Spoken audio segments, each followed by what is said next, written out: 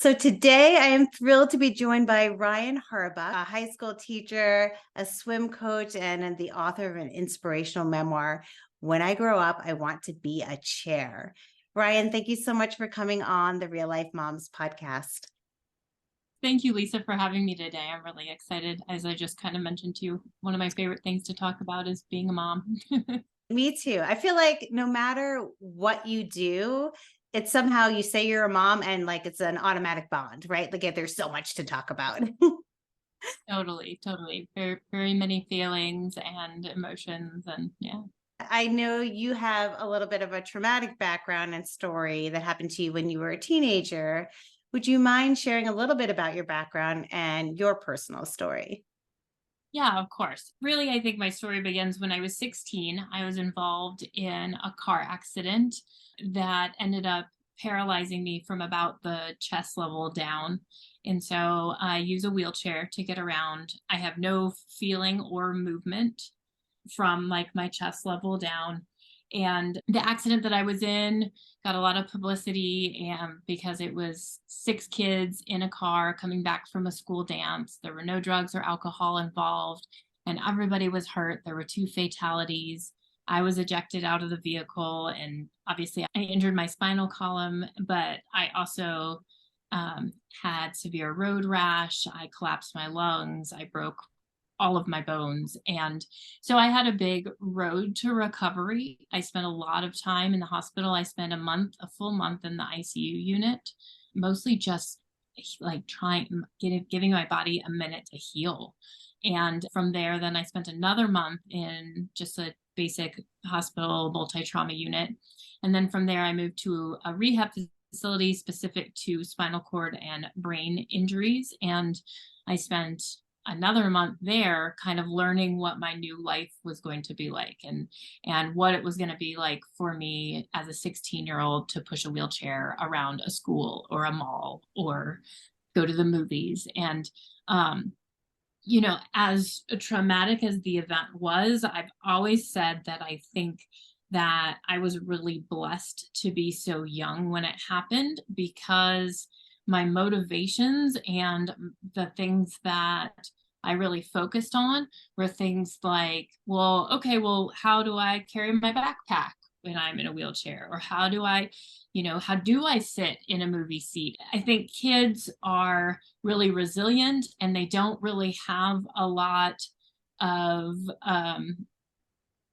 their brains aren't developed in a way that they're really going to like hold on to the trauma for what it is. They're not going to dwell in the past. Kids don't really do that. And so I think that I just sort of saw it as, okay, well, this is my new life. Okay, well, sure, that's what it's whatever, but how do I get to where I was? And that was really my main focus. And so I think that saved me a lot, because it enabled me to sort of recover in a really healthy environment of, I'm just still a kid, let me show you what I can do. And so I think that I've sort of always held on to that. And so I've been challenged by normalcy. I've been challenged in a way that I just want to be like everybody else on some level. And I'm going to do everything that I can to do those things, and to not think of it remarkable because I'm at the grocery store, or I'm not an inspiration because I'm picking my kids up from school. And,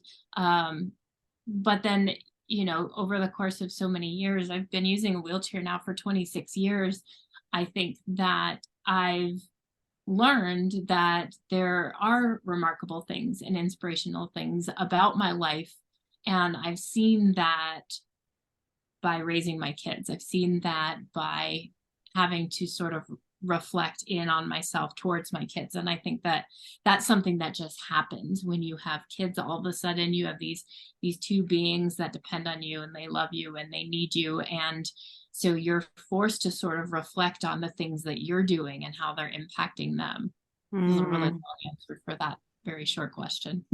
Yeah, well, there's so much in there to kind of unpack. But first, I just want to point out, I love the way you say, how can I do that? Like, so not dwelling, right? I guess you're right. I see kids and they are so much more resilient when something big like that happens, right? But I love the thought of like, how can I wear my backpack or go to the grocery store, or because I think as parents, as people, we hit like roadblocks, and a lot of us just sit in the dwelling of it and the like, oh, I can't do that, right? Or I can't afford that, or I'm not good enough for that. Instead of that, I love that quote, almost like, how can I do that? Like if you want to do something. So like, where did you even find that strength to even come up with that, especially in the midst of what you were going through? Well, I think so much of it was just being like young and naive and dumb. And I wasn't going to focus on the things that were really scary and icky and traumatic. Like that didn't, I guess I did really learn early on that those things didn't serve me. And so they weren't going to be wasted space for me. I was going to just move on, and I was going to, like, can I go to prom this year? I went to prom my junior year from my hospital bed, and because that was something that I wanted to do, right? And I just wanted to be a part of the world. And so I just made myself be there. One thing that you made me think of is, it's sort of like an onion, taking all the layers off. And one of those layers is thinking about it from the other dimension where when something traumatic happens to you, you sort of feel like you have this control because it's you. And so you're like, I'm fine, I got this. But so then, take looking at it from a different lens, my parents, my friends, my family. And I still to this day think that they suffered far more than I ever did because, think of any instant that you've had where something traumatic or awful has happened to somebody that you love. It's so much worse because you can't do anything. There's nothing, you are out of control. You can't take ownership of it. And that often is a worse feeling than being the person that's, the victim or whatever it is. Yeah, I mean, there's a lot of power in control. I mean, Mhm. so much. You're right. And if you want to help somebody and either they don't want to be helped or you don't know how to help them, but if it is you, and this like goes beyond injury, right? Like Mhm. if it's you, we have control of ourselves, and we have the power to do the things that we want to do with that power. So I think that is such a great point, being the person in the driver's seat, if you will, right? Yeah, totally. So tell me, it sounds like you've learned a lot of lessons that you also have applied to your parenting. What are like the biggest lessons that you have learned just out of this, not just this story, but like just throughout the life, that you're leading and the changes you had to make? Sure. Well, so I have this really unique experience in the fact that I wrote a book about my life. And so it really wasn't until I was compiling all the different stories and chapters that it really made me sit with all of these lessons and stories and things that I had learned.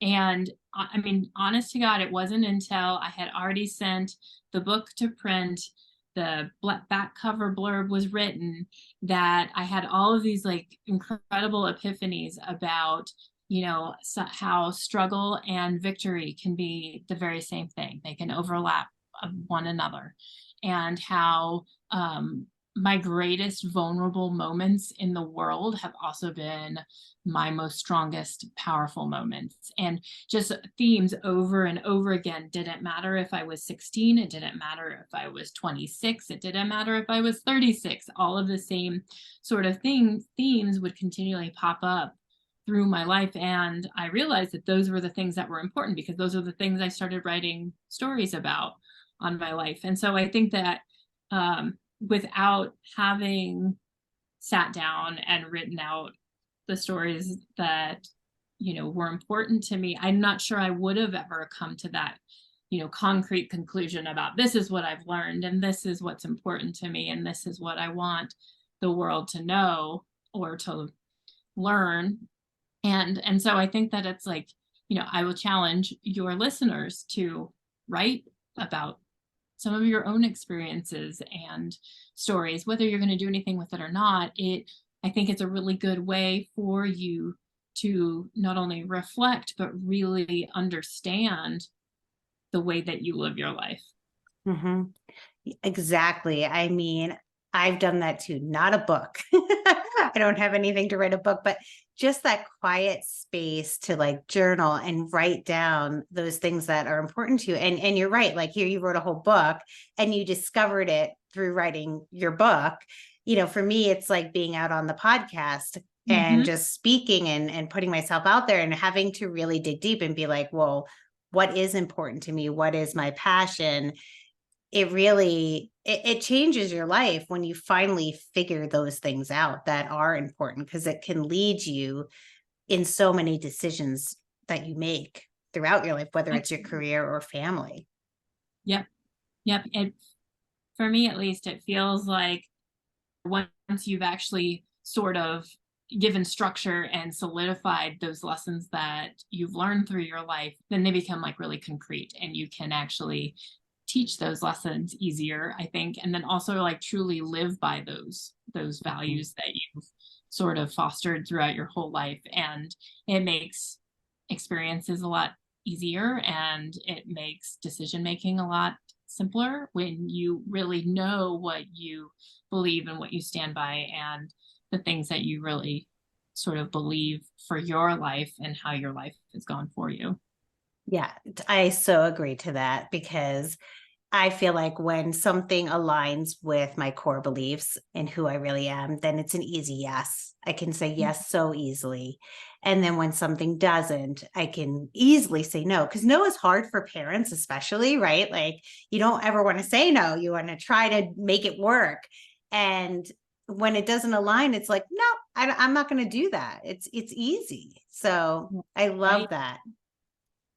And so, was there like a core value or lesson that you learned that kind of surprised you in this process after you were writing this book and kind of figured things out for you?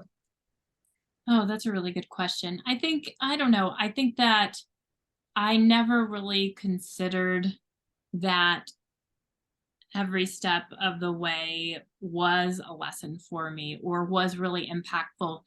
And truly, like when I started writing down my stories, I wasn't really thinking like, oh, I want to make this book and it's going to look like this and it's going to have these chapters.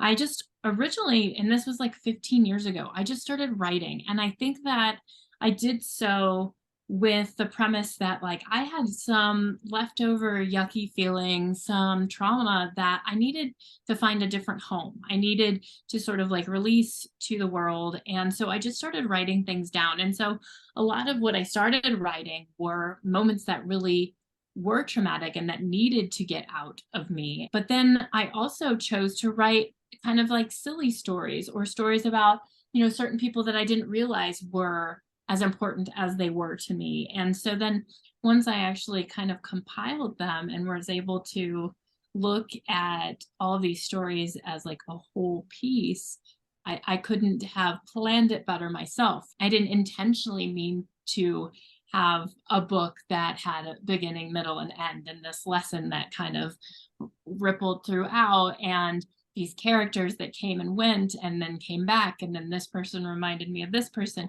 And that's how life is. And so, I wasn't set out to write a story of somebody's life that's super interesting and it's going to be a page turner, but I think I ended up writing that because that's really how my life has been. And um I think that it's been something that needed to come out, and I feel like I would be in a much different place right now had I not done that writing. And since I published my book, I feel like I've connected with so many people that I never imagined that I'd be able to connect with through my words, and that's been like Mhm. super impactful.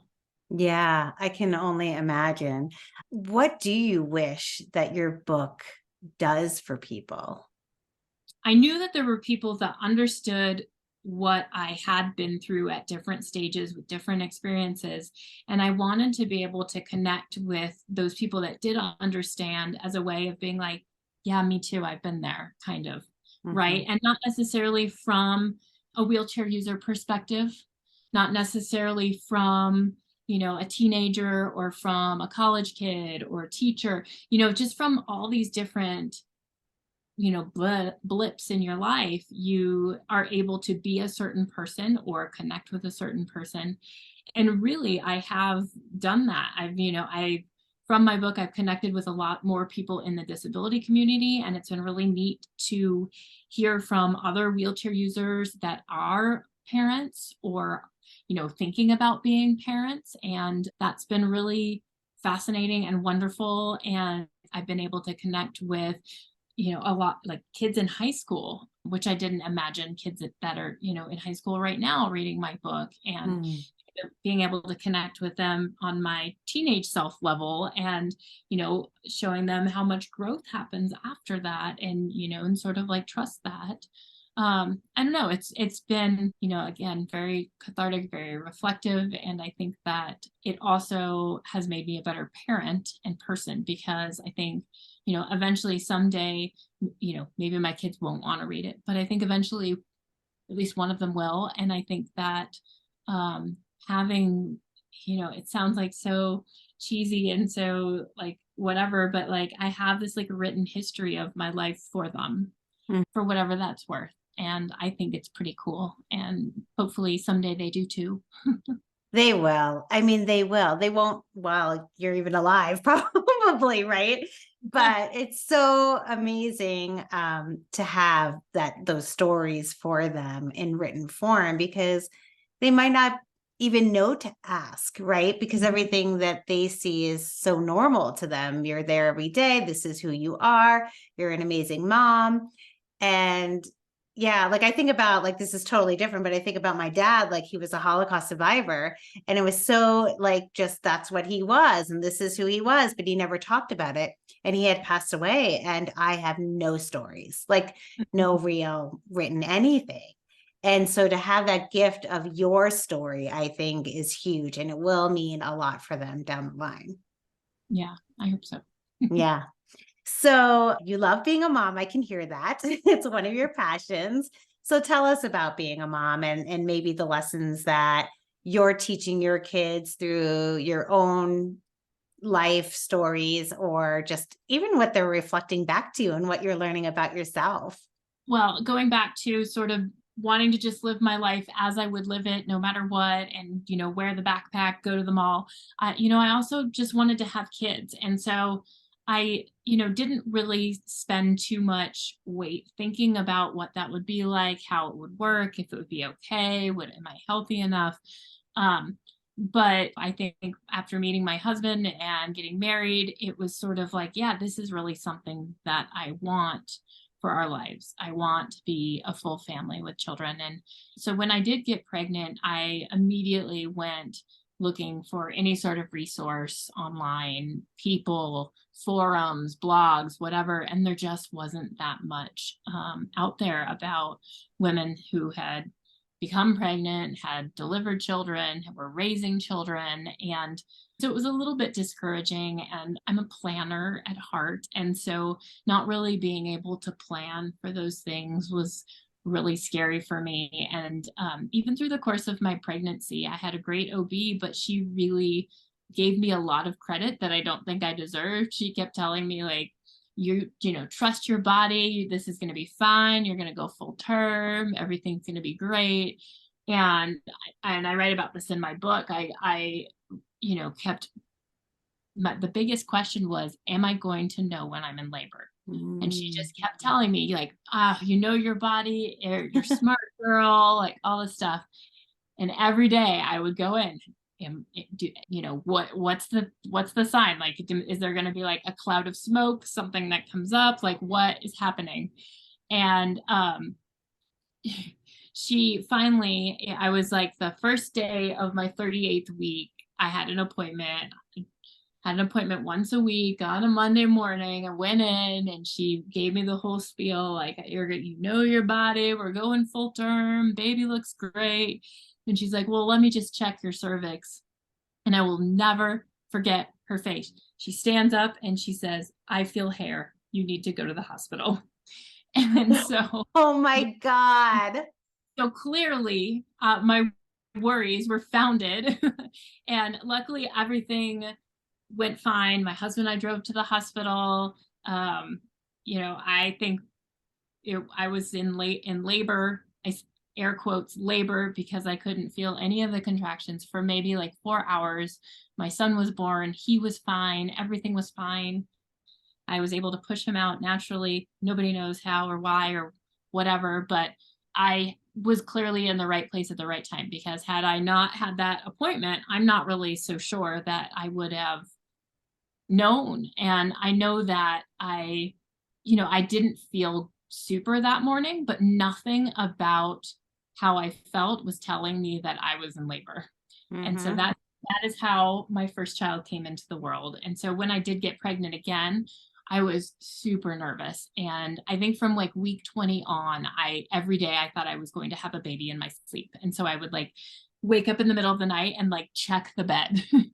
And it was really, really rough. I even like I ordered pH test strips to try to test, like, is this urine? Is this amniotic fluid? What is this? What is this? And it was like not a very enjoyable pregnancy, because I was so certain that I wasn't going to be able to feel when I was in labor, and because of what had happened before. And so, long story short, I actually believed that so much that my body did give me cues that I was in labor, and I didn't listen to them. I ignored them.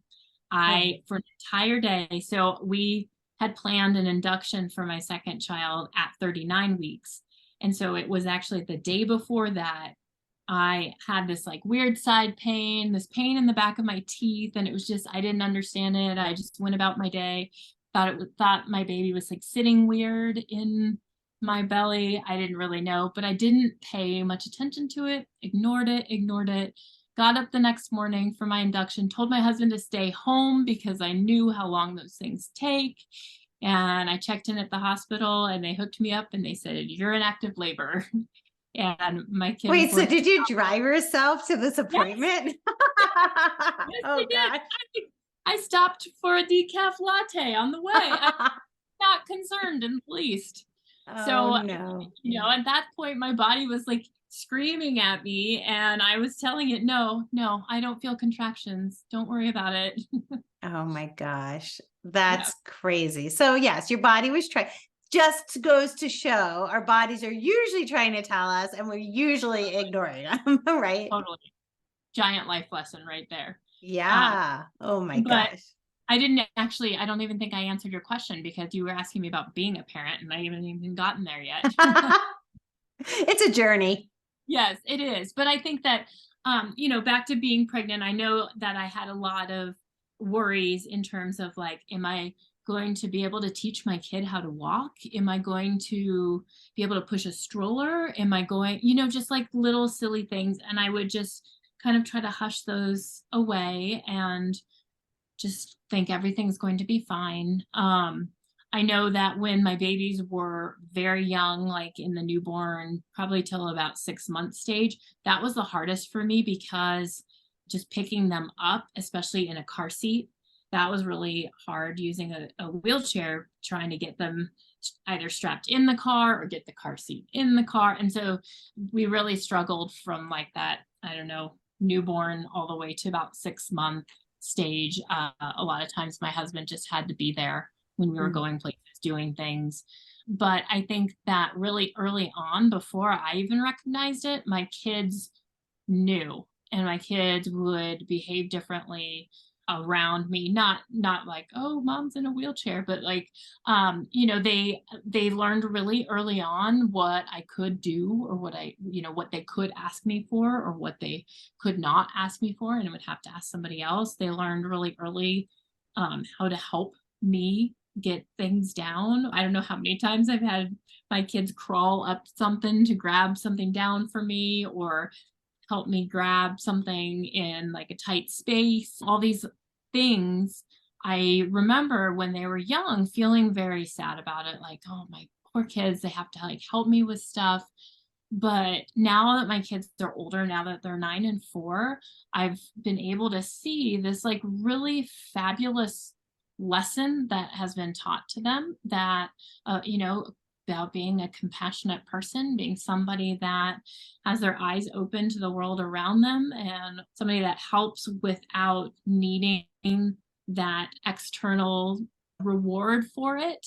Mm. And those things are really hard to teach. And my favorite story about my oldest child, I think he wasn't even 2 yet, and I was taking him out for like a walk around the neighborhood, and he wanted to walk alongside me. And at that point, I had been trying to teach him, because we can't hold hands across the street, that if we're crossing a street, he has to stay next to my wheel. And so we had been kind of going over that and working on that as like kind of like a skill for life.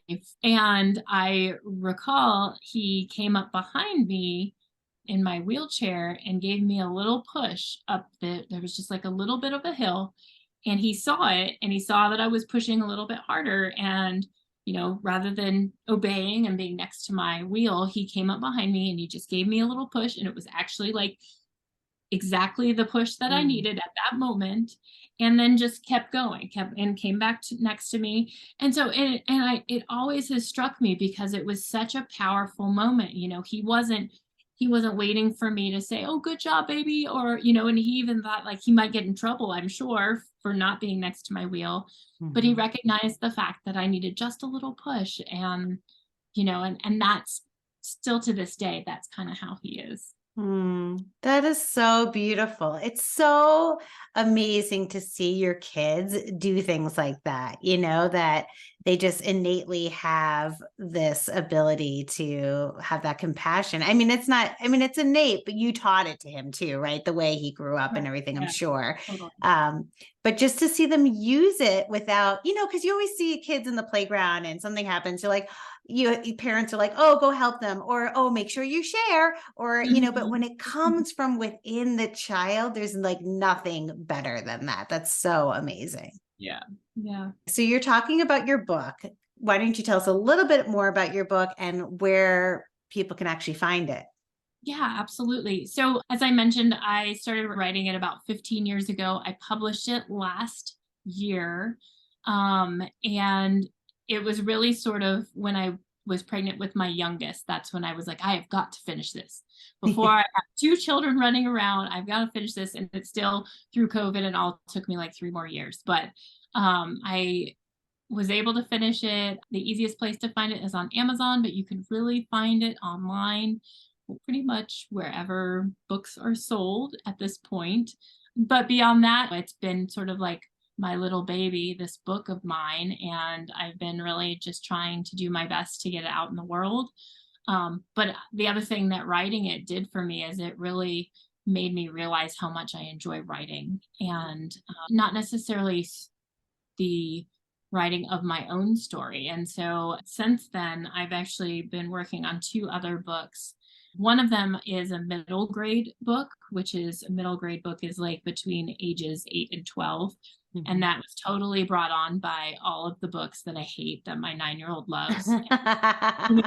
And I don't want to discredit any particular book, but this just a lot of the series chapter books are really geared towards like hating your parents and your annoying teachers, and there's a lot of negativity in there. And so I just really wanted to write something that stemmed from positivity and being able to try and being able to do your best. And I include in the main character is a wheelchair user. And so, because I feel like there isn't a lot of really great disability representation in the younger grades and younger kids' books.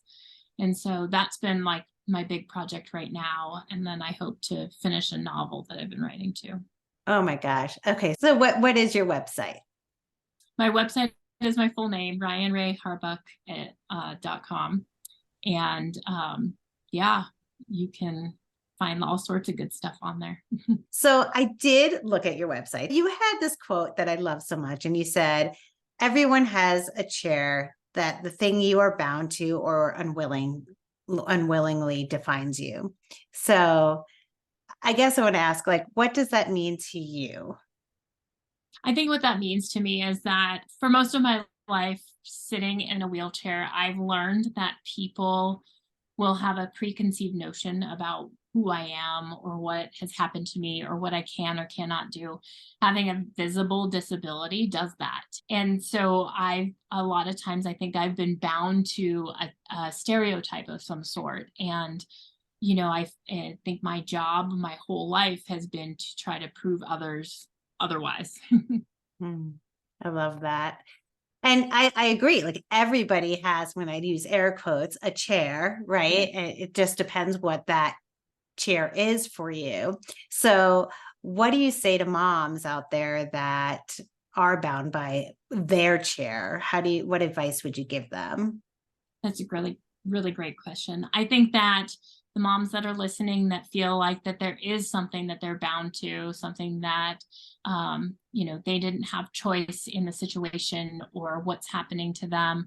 I think that you look at yourself and look at your children, and you find so many answers within your children, in the way that you look at them and you realize what you have given them, what you have taught them.